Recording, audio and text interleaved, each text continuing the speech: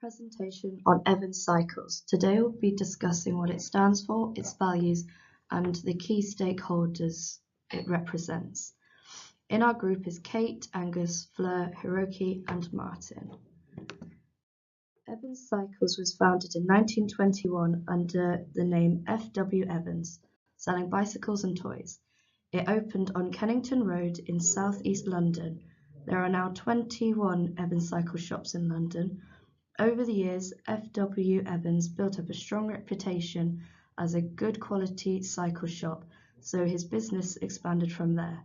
During 1925, it earned an award from the Cyclist Touring Club, the CTC, for the greatest improvements in cycle design, construction and equipment. It was bought out by Joseph Smith in the 1950s and then handed to his son Gary Smith in the 1970s, who developed the shop into a specialist cycle retailer. Gary Smith joined with Mike Rice in the 1990s and expansion started rapidly. During this time, the Evans Cycles mail order catalogue was launched, enabling Evans Cycles to supply a wider range of product to a much larger geographical target market.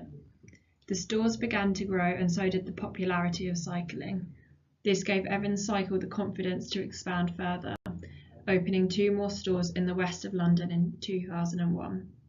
The opening of 2 stores each year continued until 2006. By 2001, the company outgrew its original distribution centre in Leatherhead, relocating to a 50,000 square feet in Gatwick, which is still the company's base today. Evans Cycles' mission is to get more and more people to ride bikes, primarily in order to increase their sales, but also to fight obesity and illness. To do so, they have devised schemes such as rider events, Being Green, Ride to Work, and Help Fighting Cancer. They aim for their bikes to be strong and reliable, but also very light, safe, and secure to give the best experience possible to their customers. As well as this, Evans Cycles is very orientated around first-class service and customer satisfaction, as they believe this should come first. This means customers will be more likely to be happy with their purchases and less likely to experience cognitive dissonance. To improve customer satisfaction, they have considered ethical pricing, how to motivate staff, and price matching to make sure the customer has a perfect match for them. They use society marketing to appeal to consumers by promoting their fights against slavery, obesity, gender pay gap, and cancer, which they advertise as are their responsibilities on their website. The store manager of Evans Cycles, Wayne, believes that Evans Cycles should have around 100 stores within the next 3 to 4 years if their success continues to increase.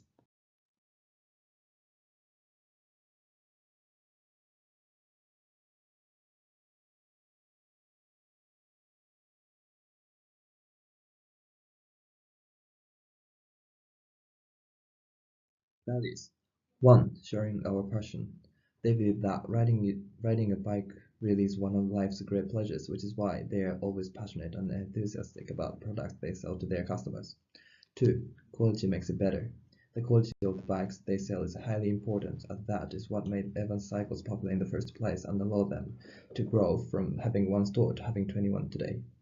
They strive to be recommended to customers, friends, families, and colleagues by delivering high-quality products and services. 3. Doing what's right. They make sure to only sell products that they believe are highly quality and most suited to their customers, so they do everything possible to help their customers with any problem and will treat others as they expect to be treated. Stakeholders of Evans Cycles.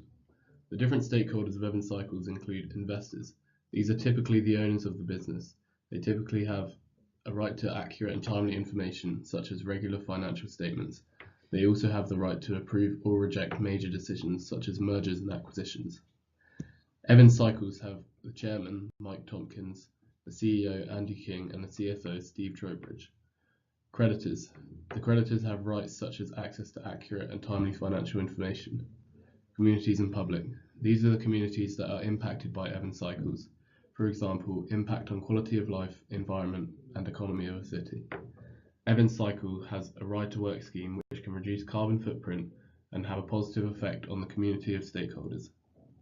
They also have a Ride It scheme launched in spring 2008, which is a series of organised road and off-road rides that are designed to take the hassle out of weekend riding for their customers.